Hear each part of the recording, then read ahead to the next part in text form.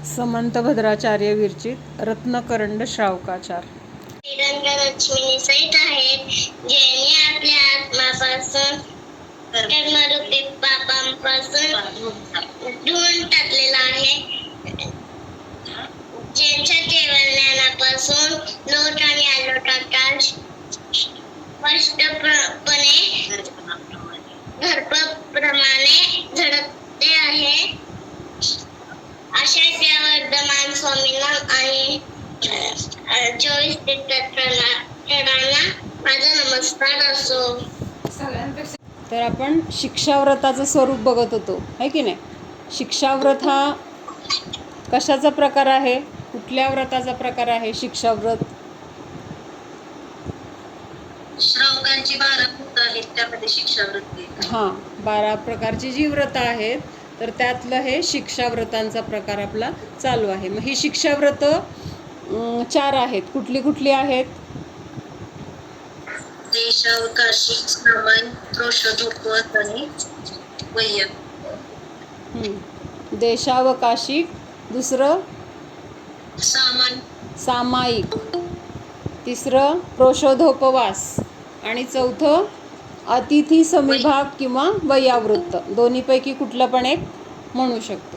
तर अशी ही 4 पैकी आता आपलं सामायिक नावाचं जे शिक्षाव्रत आहे, तर त्याचं स्वरूप आपण बघतोय. तर सामायिकामध्ये आपल्याला काय काय कसं सांगितलं की सामायिक कसं करायचं, कसं बसायचं, कुठं बसायचं, हे सगळं आपण बघितलं होतं. जिथं कोणी येणार जाणार नाही, जिथं कोणाचा त्रास नसेल, जिथं ज्या गोष्टीमुळे आपलं लक्ष विचलित होणार नाही, तर अशा सगळ्या गोष्टींचा विचार करून मग तिथं सामायिक करायला सांगितलं आहे. मग आता सामायिक करायला बसल्यानंतर सुद्धा काय सांगितलं आहे अजून? त्यावेळेस तो सामायिक करणारा मनुष्य अंगावर बाकी सगळ्या परिग्रहाचा जर तिथं त्याग आहे, सगळ्या प्रकारच्या पापाचा त्याग आहे, फक्त अंगावर वस्त्र आहेत, त्यामुळं तो काय म्हटलं आहे, मुनींच्या अंगावर वस्त्र टाकल्याप्रमाणे तेवढाच आहे, नाहीतर बाकी सगळं मुनींप्रमाणे त्याचा परिग्रह सगळा त्याग केलेला आहे. त्यामुळे तेवढ्या काळापुरता वस्त्रांनी झाकलेले मुनी अशा अवस्थेप्रमाणे तो गृहस्थ दिसतो, असं सांगितलेलं आहे. मग त्याच्यानंतर अजून काय सांगितलं की आता ह्या सामायिक करत असताना त्या सामायिकामध्ये कशाचं चिंतन करायला पाहिजे, तर ते आपण बघत होतो. 104 नंबरचा श्लोक आहे, तो बघूया, म्हणूया सगळे मिळून. अशरणमशुभमनित्यं दुःखमनात्मानमावसामि भवं मोक्षस्तद्विपरीतात्मेति ध्यायन्तु सामयिके.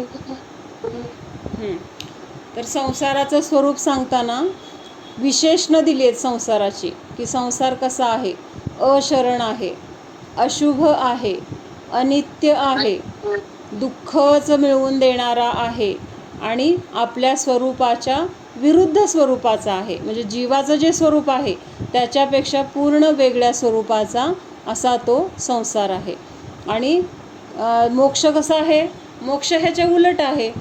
जे संसाराचं स्वरूप सांगितलं तर मोक्षाचं स्वरूप त्याच्या नियमाने त्याच्या उलट आहे.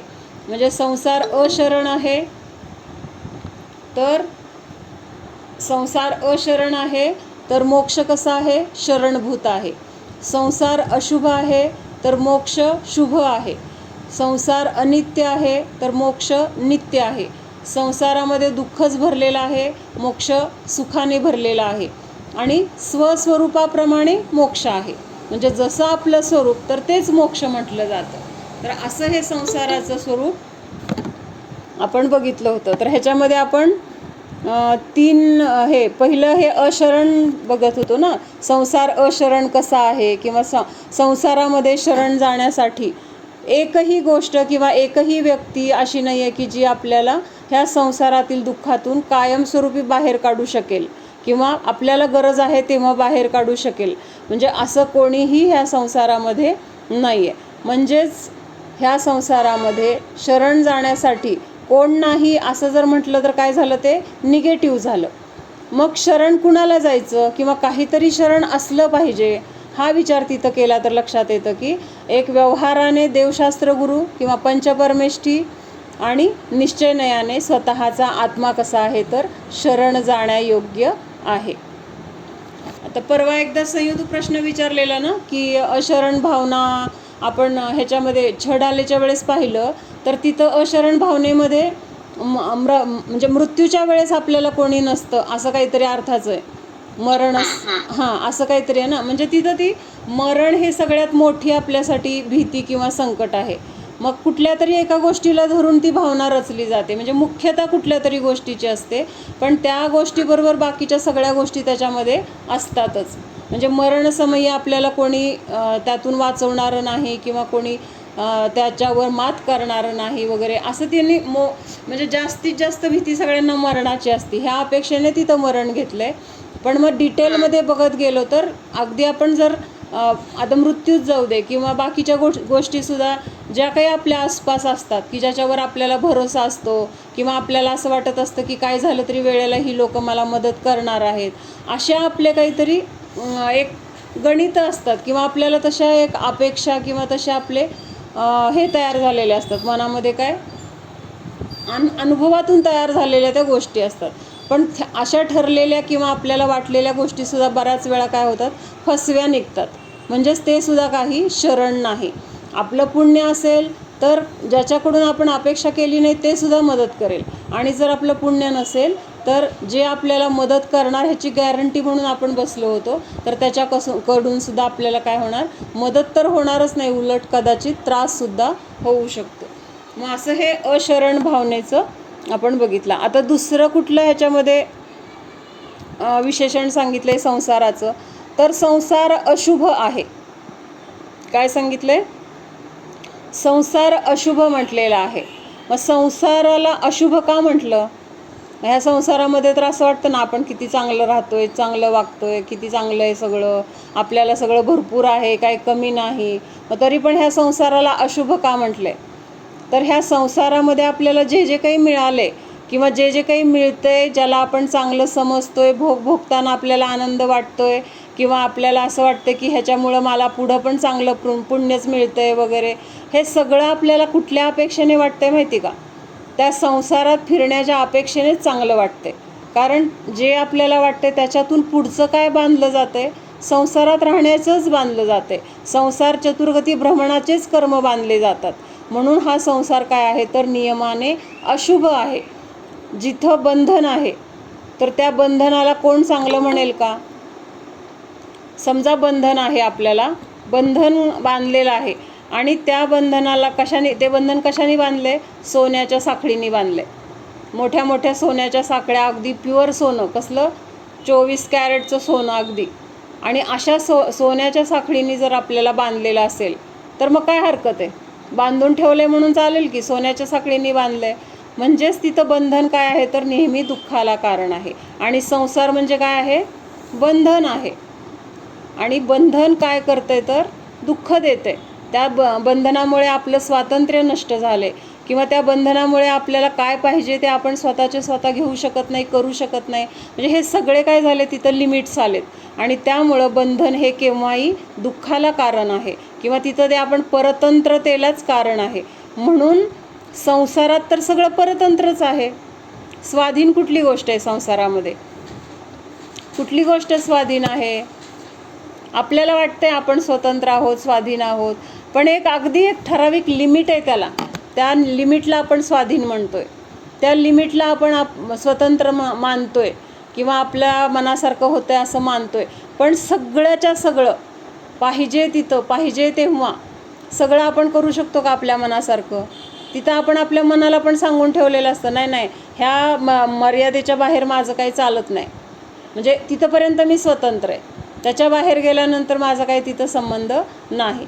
किंवा म्हणजे हे सगळं जे काय आहे ना मान्यता आपल्या, त्या आपण मनाला तसं मानून पण ठेवलेलं आहे. म्हणजे हे असं असतं हे स्वीकारलेलं पण आहे. पण ते बंधन आहे किंवा ते दुःखदायक आहे हे मात्र आपण स्वीकारलेलं नाही. आणि हे स्वीकारणं हेच काय आहे तर शुभ आहे. आणि आपण जोपर्यंत हे स्वीकारत नाही, त्या संसाराच्या मार्गामध्ये जे जे काही आहे त्याच्यामध्ये आपण बरोबर चांगलं, त्याच्यामध्ये रमणं, त्याच्यामध्ये आनंद मानणं, हे सगळं जर करत असेल तर ते काय आहे, नियमाने अशुभ आहे. कारण ह्याच्यामुळं आपली चतुर्गतीची वारी सतत चालू आहे. असं नाही आहे की बाबा थोड्या काळासाठी आपल्याला सुख मिळालं आहे, थोड्या काळासाठी आपल्याला कुणाचा काही त्रास नाही आहे. तर हा त्रास तर आपल्याला अनादी काळापासून मिळत आलेला आहे. फक्त आत्ता आपल्या डोळ्यापुढं जेवढं दिसतंय ना, तर तेवढ्याच दुःखाची आपल्याला आत्ता काळजी वाटते, किंवा तेवढंच दुःख आपलं वाटतं, किंवा तेवढंच आपलं कर्तव्य आहे असं वाटतं. मग आत्तापर्यंत कुठं कुठं जन्म घेतला, कुठं कुठं काय काय परिग्रह गोळा केला, कुठं कुठं काय काय करून ठेवलं, मग ते सुद्धा सगळं आपलंच होतं की. आपलं म्हणजे आपल्या संयोगात आलेलं. मग आज ते जसं आहे का आपल्या संयोगामध्ये, कधीतरी काही काळापुरतं आलं आणि निघून गेलं. मग आपलं असतं तर आपल्यासोबत राहिलं असतं, आपल्याला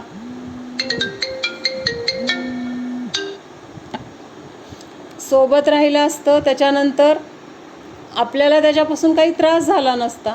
आता संयोग आहेत आपल्याजवळ, जे संयोग आहेत एखाद्या वेळेस म्हणजे आता असं होतं ना की लग्न झाल्यानंतर खूप सुंदर मुलगी मिळाली, किंवा खूप सुंदर मुलगा मिळाला, जावई सून जावई जे काय असेल ते, आणि मग खूप छान वाटतं, सगळं देवाणघेवाण व्यवस्थित झाली, किंवा सगळे पाहुणचार झाले, एकमेकांचं सगळं मनं जुळली, सगळं झालं. आणि हळूहळू तेव्हा मग त्या नवऱ्याला पण काय वाटत असतं, किती छान बायको मिळाली मला, आणि बायकोला काय वाटत असतं, कसला माझा नवरा आहे. म्हणजे इतके त्याच्यामध्ये ते असे रमलेले असतात, किंवा त्यांना इतका आनंद झालेला असतो की ह्याच्यापेक्षा दुसरं चांगलं मला कोणी मिळालंच नसतं. म्हणजे इतकं ते काय झालेले असते, एकरूप झालेले असते. आणि मग हळूहळू सहवासाने काय होतं, मग कळत जातात, एकमेकांचे अवगुण कळत जातात, एकमेकांचे स्वभाव कळत जातात. मग आता सुरुवातीला लग्न झाल्या दोघं एकमेकांना कसे आवडत होते, अतिशय, म्हणजे ते आणा भाका सोडून राहायचं नाही वगैरे वगैरे वगैरे, ह्या गोष्टी सगळ्या माहीत आहेत, बोलायची गरज नाही आहे. पण जेव्हा नंतर असं व्हायला लागलं की काही पटत नाही आहे, किंवा काही गोष्टी आवडत नाही आहेत एकमेकांच्या, आणि त्याच्यामधून काय होतं, मग विसंवाद व्हायला लागतो. म्हणजे ते जे काही संयोग कशासाठी बघतोय आपण हे, की आपल्याला सुरुवातीला जी गोष्ट खूप छान आहे, खूप चांगली आहे असं वाटलेली असते, तर ती गोष्ट आपल्यासाठी कायमसाठी चांगली राहू शकते का, तेवढ्यासाठी आपण हे बघतोय.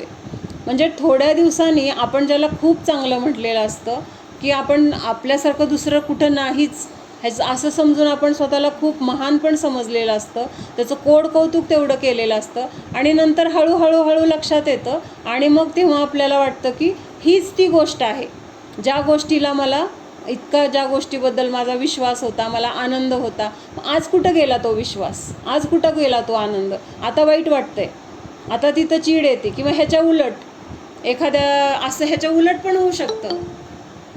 काय उलट होऊ शकतं, बळजबरीने आईवडिलांनी एखाद्या गरीब मुलीशी लग्न लावून दिलं, आणि त्या मुलाला ती अजिबात आवडत नाही आहे, दिसायला छान नाही आहे, किंवा फार शिकलेली नाही आहे, पण घरकाम वगैरे व्यवस्थित करते, पण त्याची इच्छा काय होती, त्याला पाहिजे तशी गोरी गोमटी किंवा शिकलेली, त्याला कामात मदत करणारी वगैरे वगैरे. पण आता आईवडिलांच्या पुढं काय चाललं नाही म्हणून त्यांनी लग्न केलं. मग परत हळूहळू जसे दिवस जातील, त्याच्या कामामध्ये तिला म्हणजे त्याची काळजी घेतली, किंवा त्याला काय पाहिजे ते वेळेवर पुरवलं, त्याचे काय काम असतील ती करून ठेवली, त्याला अजून मदत करायला गेली, किंवा स्वतःच्या घराची आईवडिलांची इतकी छान काळजी घेते ती, की मग आता त्याला लाज वाटायला लागली.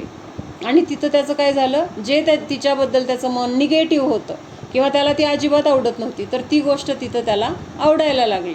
म्हणजे संसार हा असा आहे, एकाच गोष्टीवर तो फिक्स राहू शकत नाही. एकच गोष्ट असते, आधी ती आवडते, नंतर आवडत नाही, आधी आवडत नाही, नंतर आवडू शकते, किंवा आधी मित्र आहे, नंतर तिथं तो शत्रू होतो, किंवा शत्रू आहे, नंतर तो कदाचित मित्र होऊ शकतो. म्हणजे हे सगळे काय आहेत, विरोधाभास ह्या संसारामध्ये दिसून येतात. म्हणून हा संसार कसा आहे, तर अशुभ म्हटला गेलेला आहे. कारण ह्या संसाराच्या नादी लागल्यानंतर नियमाने आपण कुठं जाणार आहोत, दुर्गतीलाच जाणार आहोत. ह्या संसारामध्ये रमणं, संसार करण्यासाठी पुरुषार्थ करणं, आपल्याला किती काळजी असते संसाराची, ह्या संसाराची, मला हा संसार पूर्ण करायचा आहे असं म्हणतो की नाही आपण, कधी पूर्ण होणार हा संसार. आज संध्याकाळी सगळं पूर्ण करून झोपलो, सगळं पूर्ण केलं, काय ठेवलं नाही काम, मग सकाळी उठल्यानंतर आता आपल्याला काय करायची गरजच नाही ना, पूर्ण केलं आहे की आज झोपताना सगळं पूर्ण करून झोपले, परत पहिल्यापासून सगळं करायला लागतंय. म्हणजे कधी पूर्ण होणार हा संसार. म्हणून सांगितलं की संसार कधीच पूर्ण होत नाही, संसार हा अपूर्ण आहे. मग अशा ह्या अपूर्ण संसारामध्ये आपण किती जरी खोदलं, किती जरी कष्ट केले, किती जरी प्रयत्न केले, तरी त्याच्यामधून सुख आपल्याला मिळणार नाही. मग आशा का मिळणार नाही, तर तो अशुभ आहे. अशुभ आहे म्हणजेच तिथून आपल्याला मिळालं तर काय मिळणार, दुःखच मिळणार, सुख तर मिळणार नाही. म्हणून ह्या संसाराच्या मागं लागणं म्हणजेच वेडेपणा म्हटला जातो, जो आपण आजपर्यंत करत आलोय अनादी काळापासून. आता ह्यातलं तिसरं काय आहे, अनित्य म्हटलेलं आहे. आता ह्याच्या पण आपण 12 भावना बघूया बरं का, संसार आणि अनित्यच्या दोन्हीच्या बघूया. पण अगोदर हे संसाराचं तिसरं हे बघू एक मिनिट. त्याच वेळेस जर आपण द्रव्याकडे दृष्टी पाहिली, कशाकडे दृष्टी पाहिली, द्रव्याकडे. मग द्रव्याकडे जर दृष्टी पाहिली तर आपल्याला दुःख होणार का? ते लहान बाळ होतं, तेच द्रव्य थोडं मोठं झालं तरी त्यात तोच जीव आहे, अजून मोठा झाला तरी त्यात तोच जीव आहे, अजून त्यात मोठा झाला म्हातारा झाला तरी त्याच्यामध्ये तोच जीव आहे. मग बाहेरच्या शरीराच्या अवस्था कशाही असतील, त्या अवस्था तर काय आहेत, नाशवंत आहेत, शरीराच्या आहेत. पण त्याच्यामध्ये असलेला जो जीव आहे तर तो जीव कसा आहे, स्थिर आहे. तो जीव कसा आहे, शाश्वत आहे. म्हणजे ही शाश्वत अवस्था जर आपण बघितली तर आपल्याला तिथं दुःख होत नाही. पण आपण बघतो कुठं, बाहेर बघतो. बाहेर म्हणजे पर्यायाकडे बघतो, आपल्या शरीराकडे बघतो, आपल्या आजूबाजूच्या वस्तूंकडे बघतो, आणि त्यामुळं तिथं आपल्याला काय होतं, दुःख वाटतं, दुःख होतं. म्हणून सांगितलं की संसार अनित्य आहे.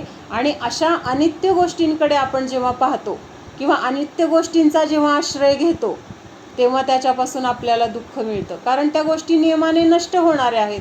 अनित्य म्हणजे काय, जे नित्य नाही, म्हणजे जे नेहमी नसणार आहे, म्हणजे थोड्याच काळासाठी असणार आहे. मग अशा गोष्टींना जर आपण आपला आधार मानलं किंवा त्याच्यामुळे सुख मानलं, तर ते सुख आपल्याला किती काळ टिकणार आहे, नाही टिकणार. ती वस्तू नष्ट झाली की आपला आनंद पण संपला. आनंद संपला म्हणजेच काय झालं, तिथं दुःख निर्माण झालं. म्हणून हे संसाराचं स्वरूप सांगितलंय की हा संसार अशरण आहे, अशुभ आहे, अनित्य आहे. ह्या संसारामधून आपण किती जरी काय गोळा करायचे, आपल्याला सुख गोळा करायचे. मग ह्या सुखासाठी ह्या संसारामध्ये किती जरी आपण प्रयत्न केले, कितीतरी वेगवेगळ्या पद्धतीने केले, टेक्नॉलॉजी नवीन नवीन आली त्याच्यातून मिळेल सुख म्हणून केले, तेवढ्यासाठी ह्या टेक्नॉलॉजीचे सगळे शोध लावले, तरीसुद्धा आज कोण सुखी आहे? जे शोध लावतात ते शास्त्रज्ञ तरी सुखी आहेत का? कोणी सुखी नाही आहे. म्हणजे ह्या संसारामध्ये सुख नाही. म्हणून त्यांनी सांगितलं की संसार दुःख स्वरूप आहे. म्हणजे संसाराची ही विशेषणं आहेत. ज्या संसाराला आपण काय मानतोय, आपला संसार कसा नेटका करावा असं आपण त्याला म्हणतो. पण काय काय वेगवेगळ्या पद्धतीने त्या संसाराचं कौतुक करतो. संसार थाटला, संसार सजवला, संसार काय बहरला, म्हणजे त्या संसारासाठी किती किती शब्द वापरतो. पण ते खरं तर ते संसाराचं स्वरूप इतकं दुःख स्वरूप आहे आणि इतकं त्याच्यातून आजपर्यंत आपण दुःख भोगलेलं आहे, तरी पण त्या संसारासाठी आपल्याला किती अजून प्रेम आहे. ह्या श्लोकामध्ये त्यांनी खूप छान म्हणजे ही विशेषणं दिलेत ना, त्यामुळं म्हणजे बऱ्यापैकी त्याचं स्वरूप आपल्याला समजते. ह्याचा अर्थ वाचते मी. सामायिक में अशरण रूप, अशुभ रूप, अनित्य रूप, दुख रूप और अनात्म स्वरूप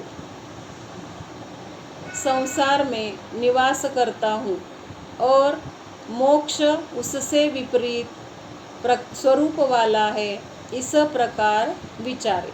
म्हणजे आता सामायिकामध्ये आपल्याला चिंतन करायला सांगितलंय ना. मग सामायिकाच्या वेळेस बसल्यानंतर हे चिंतन करायचं की हा संसार कसा आहे. हे ना लगेच जातच आहे अगं, एअरपोर्ट नुसतं बंदच होतंय लगेच.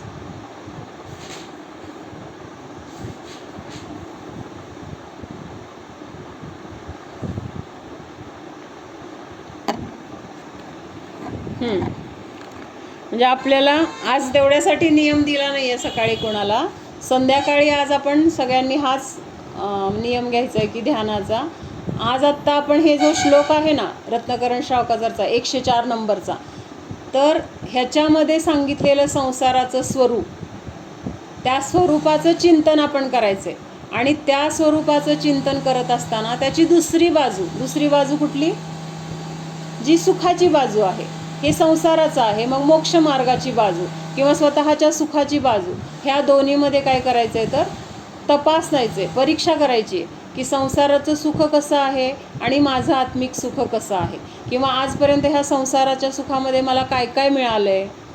खरंच प्रत्येकाने विचार करायचा आहे. आणि विचार करत गेल्यानंतर आपल्याला म्हणजे आठवतं की कितीतरी आपले प्रसंग असे येऊन गेलेले असतील की ज्याच्यामध्ये आपण खूप दुःखी झालो असेल, आकुलित झालो असेल, आपल्याला खूप भयानक वाईट वाटलेलं असेल, काही नुकसान झालेलं असेल, कोणी आपल्याला फसवलं असेल, आपल्या जवळच्या लोकांनी आपल्याला त्रास दिला असेल, अशा वेगवेगळ्या पद्धतीने. आणि का आठवायचं हे, त्या लोकांबद्दल वैर म्हणून आठवायचं का, तिने मला असं केलं, तर तिने मला तसं बोलले होते, त्यांनी मला मारलं होतं, त्यांनी माझं चोरलं होतं, म्हणजे हे नाही आठवायचं आपल्याला. म्हणजे अशा गोष्टी मला ह्या संसाराने दिलेल्या आहेत. मग हा संसार चांगला कसा, मग आजपर्यंत मला परत हे दुःख मिळत असून सुद्धा मी परत काय करतोय, ह्या संसाराच्याच मागं लागलोय. परत ह्या संसारातून सुख मिळेल अशी आशा करून परत नवीन प्रयत्न करतोय. काय करतोय, परत नवीन प्रयत्न करतोय. असे किती प्रयत्न आपण आजपर्यंत केलेत.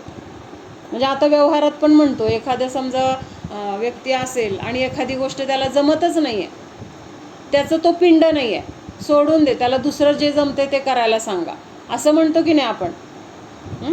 असं खूप आता कुठल्या आवडीनिवडी प्रत्येकाच्या वेगळ्या असतात. एखाद्याला एक गोष्ट करायची नसते आणि आई वडिलांनी समजा बळजबरी करून ती गोष्ट करायला लावली, कितीतरी वेळा प्रयत्न केले पण त्याला काही ती गोष्ट जमत नाही. मग शेवटी आई वडील काय म्हणतात किंवा दुसरं कोणीतरी काय सांगतं, अरे त्याला नाही आहे त्याच्यात आवड, नाही जमत आहे त्याला जे आवडतं ते त्याला करू दे ना. म्हणजे तसं ह्या संसारामध्ये किती जरी आपण प्रयत्न केले, काहीही केलं, तिथं नसेलच सुख, तर तिथं आपण किती प्रयत्न केल्यानंतर सुख मिळणार. आपण परत प्रयत्न करतोय. मग आता कमीत कमी आपण विषय तर बदलून बघूया. विषय बदलायचा म्हणजे काय, आपल्याला सुख मिळवण्यासाठी हे सगळ्या आजूबाजूच्या गोष्टी आपल्या सुखाला कारण आहेत असं वाटतं की नाही. की हे घर माझ्या सुखाचं कारण, माझी मुलं बाळं, आई वडील, नवरा बायको किंवा घरदार, घरामध्ये असलेलं फर्निचर, पैसा, दागिने, अन्न, आवडीच्या वस्तू, कपडे, हे माझ्या सुखाचं कारण आहे असं आपल्याला पूर्णपणे वाटतं की नाही. पण ह्याच्यापासून खरं सुख आपल्याला मिळालं आहे का किंवा मिळणार आहे का, हा आपण तिथं विचार केला तर आपल्याला एक अनुभव येतील की ह्या गोष्टीला मी असं सुखाचं कारण मानून बसलो होतो पण त्याच्यापासून मला दुःख मिळालं, किंवा ही गोष्ट अशी होणार असं माझी कल्पना होती तर ती उलटीच झाली. अशा कितीतरी गोष्टी प्रत्येकाला आठवतील. आणि ह्या गोष्टींचं चिंतन करून, ह्या का चिंतन करायचं ह्या गोष्टींचं, तर ह्या गोष्टींचं चिंतन केल्यामुळे आपल्याला ह्या संसाराबद्दल असलेला रस किंवा त्याच्यामधली असलेली रुची, आवड, हे सगळं कमी होतं. असं नाही आहे की बाबा आता एवढे वर्ष प्रयत्न केलेत, अजून थोडे प्रयत्न केले म्हणजे ह्याचा सुखाची आपल्याला ह्याच्यातून प्राप्ती होणार आहे, असं कधी होणार आहे का. कारण जी गोष्ट ज्याच्यामध्ये नाहीच, काय सांगितलंय, जी गोष्ट ज्याच्यामध्ये नाहीच तर ती तिथून कशी मिळणार. म्हणजे आपल्याकडे डब्यात आहे काय, मीठ आहे, मिठाचा डबा आहे आणि त्याला आपल्याला पाहिजे साखर. आता साखर पाहिजे आणि ती साखरेसारखंच दिसतंय म्हणून त्याच्यातून आपण मीठ काढतोय, दुधात टाकतोय, खारट झालं, फाटलं, परत वाटलं की नाही दूधच खराब असेल, परत घेतलं, टाकलं, परत तसंच झालं. मग आता किती वेळा असं प्रयत्न करायचा आहे की आपल्याला दूध गोड होण्यासाठी, नाही आता ह्या वेळेस जर नासलं, पुढच्या वेळेस तरी गोड होईल, पुढच्या वेळेस तरी गोड होईल, असा प्रयत्न आपण ह्या संसारातल्या सुखाकडून करतोय. म्हणजे हे 5 इंद्रियांचे विषय किंवा जे आपले आजपर्यंत आपल्या डोळ्यावर एक पट्टी आहे आणि ती पट्टी असल्यामुळे आपल्याला काय वाटतंय, आज नाही मिळालं मला, उद्या मिळेल, आत्ता नाही मिळालं, थोड्या वेळाने मिळेल, पण प्रयत्न तर मला करायला पाहिजेत. पण प्रयत्न आपण चुकीच्या ठिकाणी करतोय. हे आपल्या लक्षात येत नाही. आणि ते चुकीच्या ठिकाणी झालेले प्रयत्न काय करतायत, आपल्याला परत दुःख देत आहेत. म्हणून संसार हा दुःखाचं कारण आहे आणि ते आपलं स्वरूप नाही आहे. कुठलं स्वरूप? आपलं जे काही जीवाचे गुणधर्म आहेत, जीवाचं अस्तित्व आहे, तर ते ह्या संसारामध्ये कुठल्या स्वरूपामध्ये दिसून येतं? जीवासारखं दुसरं काय आहे? एक जीवाचं जे स्वरूप आहे, ज्ञान, दर्शन, आनंद, हे बाहेरच्या कुठल्या वस्तूंमध्ये, कुठल्या द्रव्यांमध्ये दिसून येतं? कुठंच नाही आहे. म्हणून संसाराला काय म्हटलंय? अनात्म स्वरूप म्हटलंय. म्हणजे आत्म्यासारखा संसार नाही आहे, किंवा आत्म्याचं स्वरूप संसारामध्ये नाही आहे, किंवा संसाराचं स्वरूप आत्म्यामध्ये नाही आहे. त्यामुळं संसार आणि आत्मा ह्या दोन गोष्टी कशा आहेत? परस्पर विरोधी आहेत. म्हणजे एक खूप चांगला असतो, एक खूप वाईट असतो. तेव्हा आपण म्हणतो की नाही, ते दोन विरोधी गोष्टी आहेत. मग तसं इथं काय सांगितलंय की आत्मा आणि संसार ह्या दोन गोष्टी कशा आहेत? पूर्णपणे विरोधी आहेत. आणि ह्या आत्म्याचंच सुख मिळवण्याचा मार्ग म्हणजे कुठला आहे? तर मोक्ष मार्ग आहे. आणि तो मोक्ष मार्ग सुद्धा कसा आहे? संसार मार्गाच्या विरोधी आहे. म्हणजे संसार मार्गामध्ये ज्या गोष्टी सांगितल्यात त्या गोष्टीच्या विरोधी किंवा त्याच्या उलट इथं काय आहेत? तर उपाय आहेत. कारण तेच उपाय केले तर आपल्याला परत दुःखच मिळणार. संसारातलेच उपाय आपण करत बसलो तर दुःख मिळणार. म्हणून इथं काय सांगितलंय की आपल्याला जर आता खरं सुख मिळवायचे किंवा ह्या दुःखातून सुटायचे, तर जे काही खरं आहे, जे काही वास्तविक मोक्षमार्ग आहे, त्या मोक्षमार्गावर आपण काय केलं पाहिजे? आरूढ झालं पाहिजे किंवा त्याचं आचरण केलं पाहिजे. आणि त्यासाठी ह्या संसाराचं स्वरूप आपल्याला परत परत चिंतन करायचे. कारण परत परत चिंतन नाही केलं तर आपण परत परत त्या संसारात घसरतो, सारखं घसरतो आपण. कारण आपल्याला तो आवड आहे किंवा आपल्याला ते एक प्रकारची सवय लागलेली आहे. त्यामुळे तिथं ते अवघड वाटत नाही. आणि स्वतःच्या आत्म्याकडं जायचं कधी माहीत नाही, स्वतःच्या आत्म्याची ओळख नाही. त्यामुळं तिथं आत्म्याकडं जायला अवघड वाटते आपल्याला. म्हणजे जे आपलं आहे त्याच्याकडं जायला अवघड वाटते. आणि जे आपलं नाही तिथं आपण बिनधास्तपणे जातोय. म्हणजे हे काय आहे? हे सुद्धा एक विरोधाभास आहे. म्हणून पहिल्यांदा स्वतःला सांगायचं की बाबा माझं स्वरूप माझ्यामध्ये आहे. मला ह्या बाहेरच्या गोष्टींमध्ये रमायचं नाही, किंवा ह्या बाहेरच्या गोष्टींमध्ये, संसारामध्ये दुःखच दुःख भरलेलं आहे. मग आत्तापर्यंत तर मला ह्याच्यातून कधी सुख नाही मिळालं. मग कमीत कमी आता ज्या गोष्टीचा आश्रय घेऊन आजपर्यंत आश्रय न घेता त्याच्यामध्ये काय आहे हे बघितलंच नाही. मग आता कमीत कमी त्याचा आश्रय घेऊन आपण बघूया ना तिथं काय आहे. जर तिथं सुख मिळत असेल तर आपल्याच घरात आपलंच सुख, पाहिजे तेवढं सुख असं असताना आपल्याला बाहेरच्या कुठल्या गोष्टीची गरज राहणारच नाही. म्हणून पहिल्यांदा ही मान्यता पक्की करायची आहे. काय मान्यता पक्की करायची आहे? की माझं सुख माझ्यामध्ये आहे, माझं सुख परामध्ये नाही, माझ्या सुखाचं कारण मी आहे, माझ्या सुखाचं कारण परद्रव्य नाही. परद्रव्य म्हणजे कोण? तृप्तीच्या मम्मी, परद्रव्य म्हणजे कोण? स्वद्रव्य काय आहे, परद्रव्य काय आहे. आणि मग आपल्याला एखाद्या बाहेरच्या गोष्टीमुळे त्रास झाला तर तिथं काय विचार करायचा आहे? परद्रव्य आहे. परद्रव्याने काय केलंय? त्याचं काम केलंय. त्यांनी मला दुःख किंवा सुख काही करू शकत नाही, त्याच्यामुळे मला काही त्रास होऊ शकत नाही. पण त्यावेळेस आपल्या मनाला त्रास झालेला असतो, शरीराला त्रास झालेला असतो. हां, तेच तर मात करायला शिकायचंय ना. त्रास तर होणार की. कारण त्रास का होतोय? पूर्वीचे आपले कर्म बांधलेले उदयाला येतात. तसे प्रसंग बाहेर दिसले की मग आपल्याला त्रास होतो. आपल्या मनाविरुद्ध झालं की आपल्याला सहन होत नाही.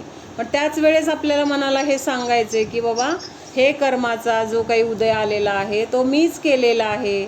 समोरच्या माणसाला काही तसं त्रास द्यायचा त्याचा भाव नाही आहे. त्यांनी जरी मुद्दाम केलं वाटतंय तरी तो फक्त निमित्त आहे. तो मला सुखी किंवा दुःखी करू शकतच नाही.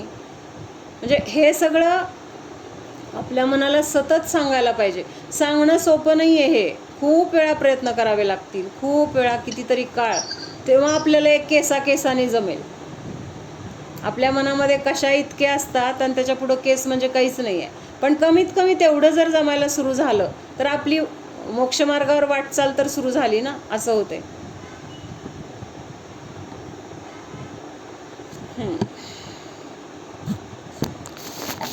माझं आज हे चिंतन झालं बरं का ध्यानमध्ये.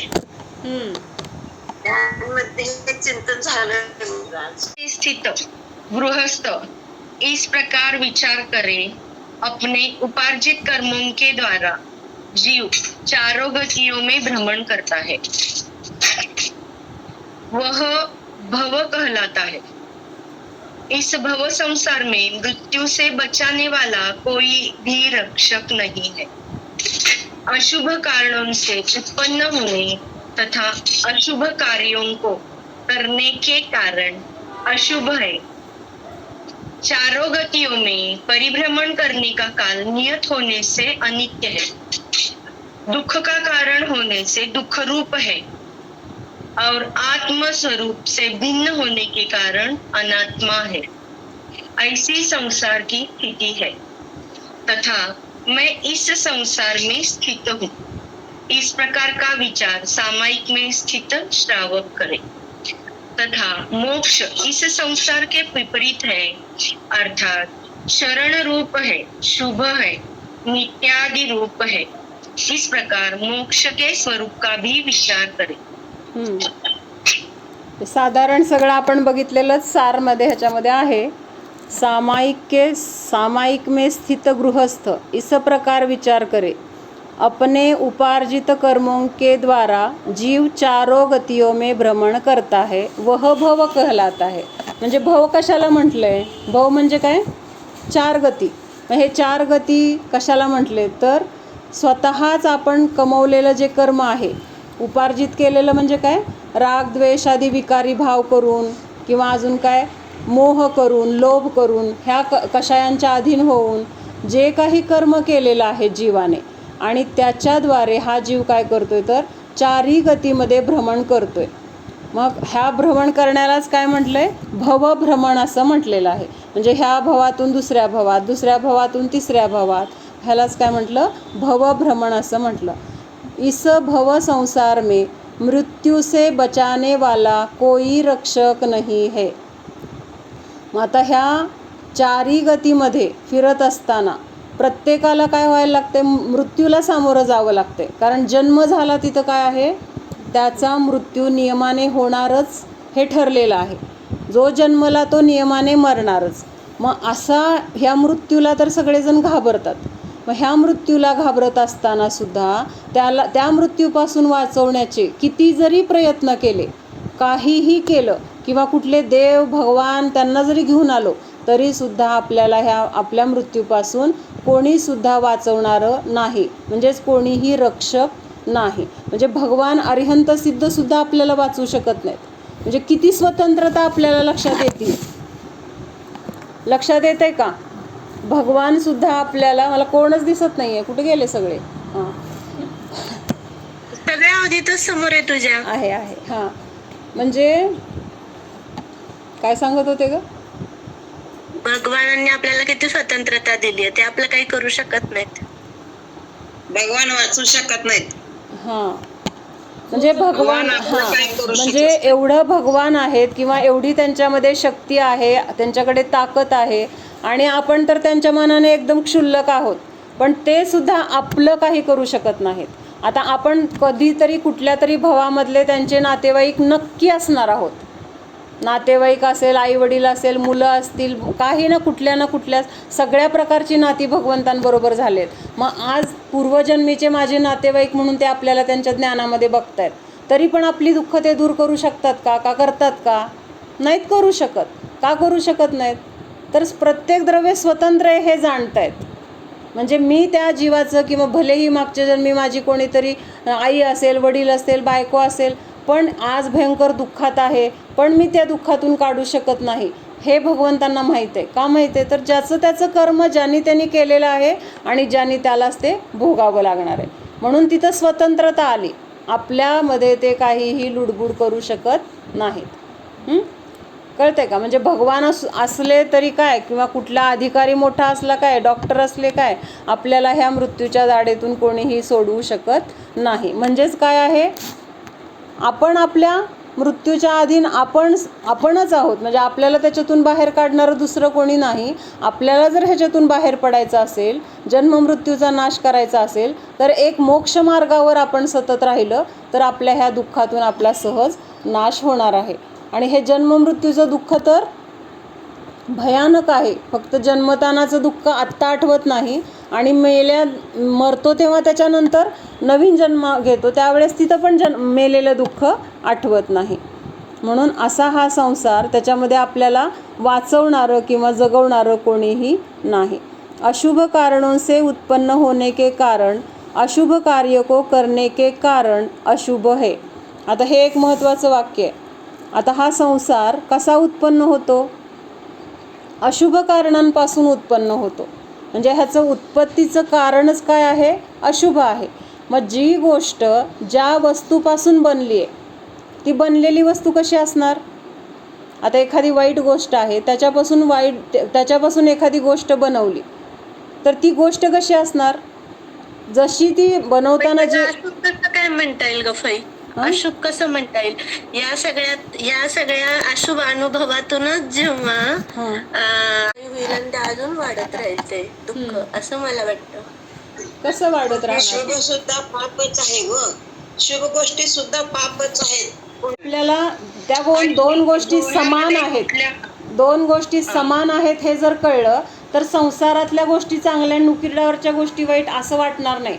जसं संसार घाण, हे उकिरडा घाण आहे ना, तसंच संसार पण घाण आहे असं सांगितलं. एक राजा होता. एकदा त्याला रात्री स्वप्न पडलं. काय स्वप्न पडलं? की इतकी भूक लागली आहे त्याला स्वप्नामध्ये. म्हणजे तो उठलाय, स्वप्न आहे ना त्याचं, स्वप्नामध्ये उठला, त्याला खूप भूक लागली आहे. मग तो त्याच्या भटारखान्यात गेला आणि सगळ्या विचारतोय कुणाला, मला जेवायला द्या, मला भूक लागली. त्याचे सेवक वगैरे पण नाही आहेत तिथं कोणी. आणि अशी भांडी पडलेली आहेत तिथं. भांडी पडली, ती भांडीसुद्धा खरकटी आहेत पण रिकामी आहेत. म्हणजे त्या भांड्यामध्ये सुद्धा कुठं काय अन्न नाही आहे. मग कुठल्या तरी एका पातेल्यामध्ये अशी जळलेलं असतं ना पातेलं, तर ते पातेलं जळलेलं तो कसं खरडून काढतून त्याला एवढंसं एक चमच्याभर काहीतरी अन्न मिळतं. आता एक चमच्याभर अन्न आणि ते पण जळलेलं, आणि तो राजा, त्याला काय ते पुरणार आहे? तरी पण तो आपलं आता नाहीच आहे काय म्हणल्यानंतर तो खातो. आणि त्याला इतकं वाईट वाटतं, मी राजा आहे, मला काहीसुद्धा मिळालं नाही आहे, मी उपाशी आहे वगैरे, असं करत असं त्याचं चिंतन चालू असतं. आणि त्याला जाग येते आणि मग त्याला जाग आल्यानंतर लक्षात येतं की अरे आपलं ते तर स्वप्न होतं आणि स्वप्नामध्ये असं झालं आहे, म्हणजे हे तर काय खोटं होतं. मग तो त्याच्या मंत्र्याला बोलवतो आणि सांगतो की मला असं स्वप्न पडलं की इतकं माझं सगळं वैभव असताना, इतकं माझ्या सगळं राजवाड्यामध्ये धान्य वगैरे असताना मला साधं जेवायला मिळालं नाही म्हटलं माझ्या स्वप्नामध्ये. एवढं सगळं मी खरडून काढलं तर कुठं तर एक चमच्याभर अन्न ते पण जळलेलं मला मिळालं. कसलं म्हणलं हे स्वप्न? मग मंत्री काय म्हणतो माहिती का? तुझं ते स्वप्न जसं आहे ना, तुला ते स्वप्न जसं वाटलं ना, म्हणजे राजाला असं वाटलं ना, एवढा मी मोठा राजा, एवढं माझ्याकडे सगळं वैभव आहे आणि मला का नाही मिळालं? म्हणजे स्वप्नात नाही मिळालं तरी त्याला तिथं वाईट वाटतंय. मग तेव्हा ते मंत्री सांगतायत की तुझं ते स्वप्न जसं रात्रीचं स्वप्न होतं ना, म्हणजे तुझ्याकडे सगळं असून तुला मिळालं नाही, तसं आत्ता तुझ्याकडचं जे आत्ता तू रोज जे भोगतोय तर ते सुद्धा तुझं दिवा स्वप्नच आहे. म्हणजे हे तू ह्याला खरं समजू नकोस. कारण त्या स्वप्नामधलं जसं अन्न वगैरे नव्हतं, संपलं होतं, नष्ट झालं होतं, तसं हे आत्ता तुझ्या संयोगामध्ये असलेलं हे जे अन्न, वैभव जे काय असेल, तुला वाटतं हे माझं, हे सुद्धा दिवा स्वप्नच आहे. हे पण नष्ट होणारच आहे.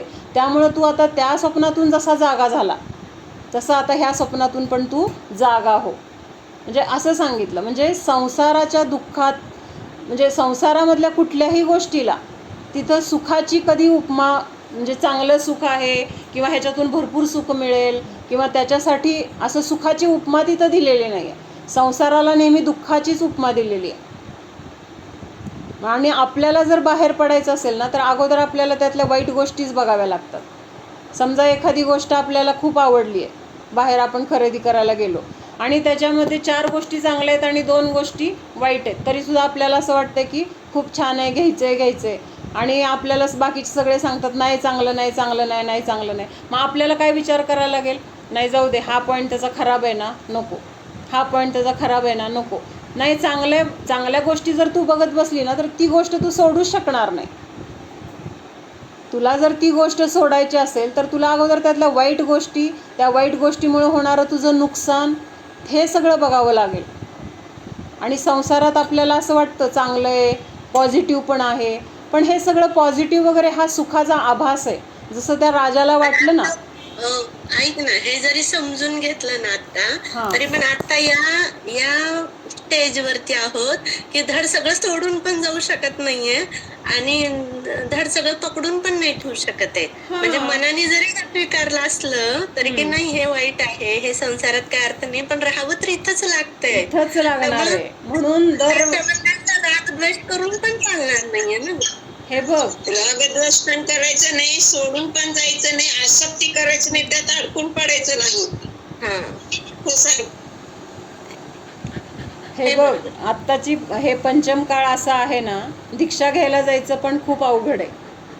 म्हणजे तेवढी आपली दृढता, तेवढी आपली स्थिरता, आपली शारीरिक क्षमता, ह्या सगळ्या गोष्टींचा विचार जर केला तर आत्ता दीक्षा घेणं अवघड आहे. त्याच्यानंतर घरामध्ये अगोदर मध्ये लिंक तुटते ग, मध्ये लिंक तुटते. काय तर सांगत असते ना, लिंक तुटते. माझं बोलून झाल्यावर बोल.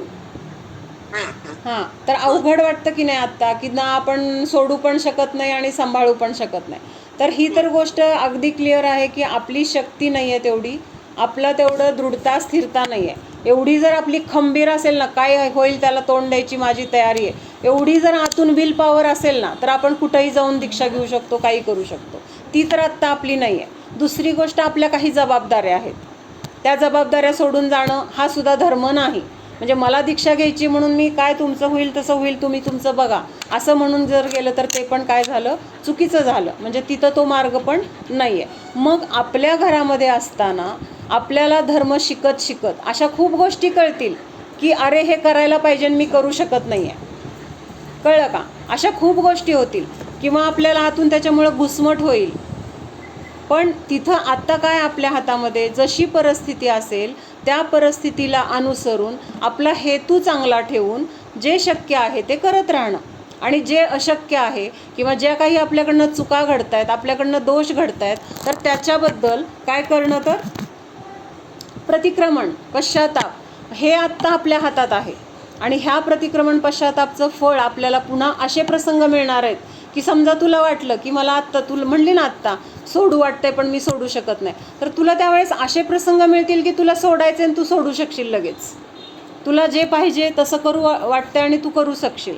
म्हणून आत्ता आपल्या हातात काय आहे ना, तर त्याच्यामध्ये आकुलता न करता जेवढं माझ्या शक्तीनुसार करता येईल तेवढं करत राहायचे. एक हे आहे बघ, देवशास्त्र गुरूंची पूजा आहे, तर त्याच्यामध्ये एक ओळ आहे की जे शक्ती प्रमाण शक्ती विना सरधा धरे. देवशास्त्र गुरूंची पहिलीच पूजा आहे जिनेंद्रार्चनामध्ये, त्यातली शेवटची ओळ आहे. काय सांगितलं की जे शक्ती प्रमाण शक्ती विना सरधा धरे, म्हणजे आपल्या अंगामध्ये जेवढी शक्ती आहे तेवढ्या शक्तीला धरूनच धर्म करा. आणि जेवढं तुम्ही करू शकत नसाल, करायची इच्छा आहे पण मी करू शकत नसेल, तर तिथं काय करा, श्रद्धान ठेवा. काय श्रद्धान ठेवा की धर्म असाच आहे, असा करायला पाहिजे, पण मी आत्ता माझ्याकडे तेवढी शक्ती नाही आहे, मी आत्ता तिथं पोहोचू शकत नाही आहे. समजा एक 10,000 पायऱ्या आहेत आणि पायऱ्या चढून जायची माझी इच्छा आहे, कारण तिथं काहीतरी म्हणजे काय पण आपलं एक ठिकाण आहे, आपलं स्वतःचं असेल, मंदिर असेल, जे काही असेल ते मस्ट आहे आपल्याला जाणं तिथं. मग आता तिथं आपल्याला 10,000 पायऱ्या चढायची अंगामध्ये जर शक्ती नसेल, मग आपण काय करणार, जाऊ दे ते माझं नाही म्हणून सोडून देणार का? आपण हा विचार करणार, जरी मी आत्ता तिथं चढू शकत नसले, आत्ता माझ्या अंगामध्ये ताकद नाही आहे, मी आजारपणातून उठले किंवा काय असेल, पण एक दिवस मी तिथं पोहोचणार. आजच्या आज मला जमणार नाही लगेच, पण म्हणजेच काय, पण मी तिथं वर जाणार, हा विश्वास. म्हणून ते सांगितलं आहे त्यांनी की जे शक्ती प्रमाण, मग आत्ता मला जेवढं जमतं तेवढं हळूहळू जायचा मी प्रयत्न करून वरच्या टप्प्यावर जायची म्हणजे पुरुषार्थ करणार, पण लगेच आत्ताच मी पोचणार आहे, आत्ताच मला पोचायचं आहे असं शक्य नाही आहे. तर काय करायचं आहे की जे शक्ती प्रमाण शक्ती विना सरधा धरे, आणि जर आपली तेवढी शक्ती नसेल तर मनामध्ये श्रद्धान ठेवा की एक दिवस मला पण तशी शक्ती येणार आहे आणि मी तिथं पोचणार आहे. असं ध्यानत सरधावान अजर अमर पद भोगवे. ही जे पूजा आहे ती ध्यानत्रयजींनी लिहिली आणि ते सांगतायत की ध्यानत सरधावान, म्हणजे ते स्वतःला सांगतायत की माझ्याकडे पण शक्ती नाही आहे, मी पण श्रद्धावान आहे, कारण जे जमत नाही त्याच्यावर श्रद्धा ठेवायला सांगितली. मग त्याच्यावर त्यांनी श्रद्धा ठेवली. ध्यानत सरधावान अजर अमर पद भोगवे. आणि मग पुढं जाऊन मी सुद्धा अजर अमर पदाला मी भोगणार आहे, पण आत्ता मला ते जमणार नाही आहे हे त्यांनी स्वीकारले. तसं आपण पण आत्ता स्वीकारायचे की बाबा मला करायचे हे नक्की आहे, मी करणार हा विश्वास आहे, पण मला त्याच्यासाठी थोडा वेळ द्यावा लागणार आहे, कारण आत्ता तिथं तशी परिस्थिती नाही आहे. मला कुठं जायचं आहे? दिल्लीला जायचं आहे. कुर्डवाडीला जाऊन उभारले मी. दिल्लीला गाडी दुसऱ्या दिवशीची आहे. दुसऱ्या दिवशी सकाळी 11ला वगैरे असेल किंवा काय तर लेट असेल. समजा मी जाऊन थांबले आणि तिथं गाडी लेट आहे. मग आता तिथं मला दिल्लीला जाणं माझं फिक्स आहे, गाडी येणार हा विश्वास आहे, पण गाडी येईपर्यंत मला वाट बघायला पाहिजे ना. गाडी येईपर्यंत तिथं मला वाट बघत राहणं जसं गरजेचं आहे, तसं आत्ताचा हा पंचम काळ आहे. आत्ताच्या पंचम काळामध्ये मोक्ष नाही आहे. मोक्षाला जाण्यायोग्य आपली तेवढी शारीरिक कंडिशन नाही आहे, तेवढी आपली श्रद्धा नाही आहे, तेवढं आपलं दृढता नाही आहे. आणि त्यामुळं आत्ता काय आहे, आपल्याला फक्त मोक्षमार्गावर चालायचं आहे. लगेच मला जमणारच नाही, मला लगेच सोडायचंच आहे, सोडू शकते पण सोडू वाटते पण सोडू शकत नाही, म्हणजे असं आपण विचार करायचे नाहीत. आता आपण अगदी स्लोली जाऊया. नाहीतर मग काय होतं माहिती का, की खूप करायचे नाही करू शकलो ना, घसरून पूर्ण खाली जाऊ शकतो. म्हणजे तुला म्हणते मी असं नाही बरं का, असे उदाहरणं मी बघितलेत. इतके म्हणजे इंटरेस्टनी सुरुवात केली की अगदी वेगात गाडी, आणि कुठंतरी असा ब्रेक लागतो की पहिल्यापेक्षा पण मागं जाऊन पडतात.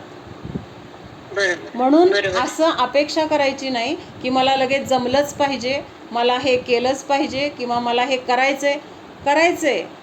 अजून ह्याच्यामधून आपल्याला आत्ता समजलंय ना, हे सुद्धा खूप स्थूल आहे.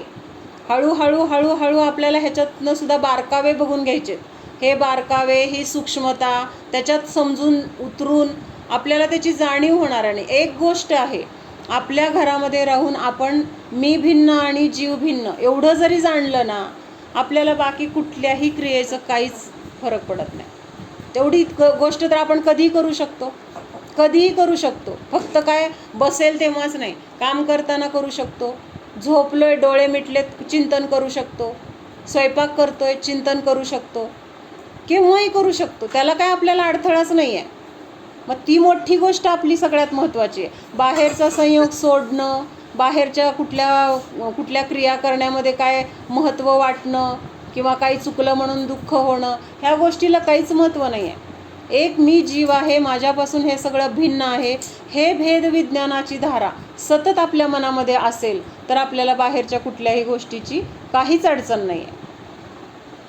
थोडे दिवस घरात जास्त राहिलं काय तरी काय अडचण नाही. म्हणजे आता तर बाहेरचं सगळ्या ह्याच्यातलं बघितल्यानंतर खूप चुकीचे सगळे हे आहेत. म्हणजे जर आपल्याला सोडून जायचं म्हणलं तर एखादा संघसुद्धा चांगला मिळणं मुश्किल आहे. आणि एक गोष्ट आणखीन एक ठरवायची, केलं तर बेस्ट करायचं, ॲडजस्टमेंट म्हणून नाही करायची. केलं तर कसं करायचं, बेस्टच करायचं. गुरु पाहिजेत, बेस्टच पाहिजेत. नाही आता नाविलाजे चालते, चांगलेच आहेत असं नाही. सगळं आपण परीक्षा करून मग ती वेळ येईल ना आपल्याला. आत्ता आपण भाव आपले चांगले ठेवूया, आपल्या परिणामांची विशुद्धी ठेवूया.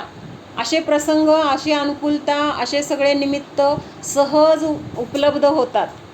आता तो सिंहाचा जीव होता, महावीर भगवंतांचा जीव. त्यांची महावीर भगवान होण्याची वेळ जवळ आली होती.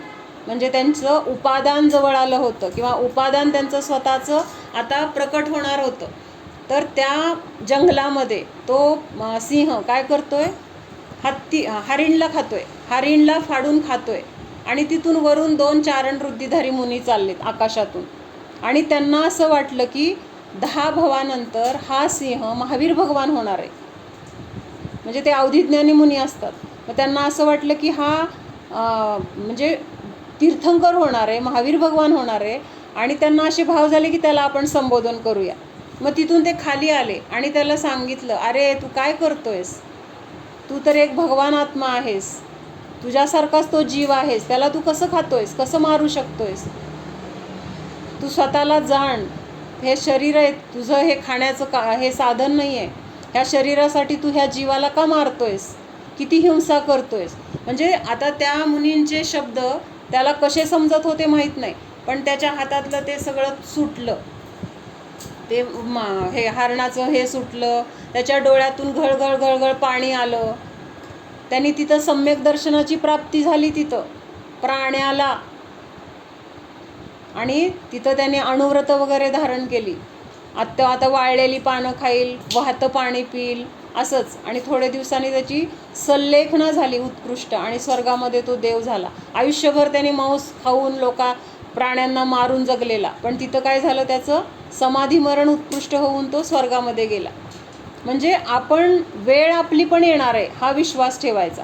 आणि जोपर्यंत वेळ येत नाही ना, तोपर्यंत बाकी काही केलं तरी ती वेळ आपण आणू शकत नाही. म्हणजे कधी काय होणार आहे, कसं होणार आहे, हे सुद्धा